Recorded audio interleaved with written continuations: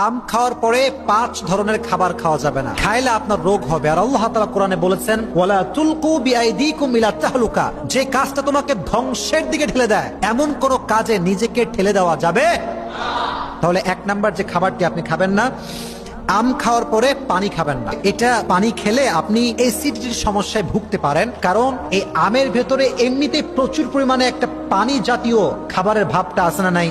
তো আম যখন আপনি খেয়েছেন, এরপরে যদি আপনি আবার পানি খান, ফলে আপনার পেটে ব্যথা হতে পারে। মেডিকেল সায়েন্স বলছে আপনি অ্যাসিডিটির যে প্রবলেম এটা ফেস করতে পারেন। তাহলে যখন আপনি আম খাইছেন, বেশি বেশি পানি খাওয়া যাবে।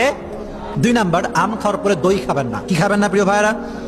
কারণ দই খেলে মেডিকেল সায়েন্স বলছে আমের পরে, আম খাওয়ার পরে কেউ যদি দই খায় তার অ্যালার্জির প্রবলেম হতে পারে। কিসের প্রবলেম হতে পারে?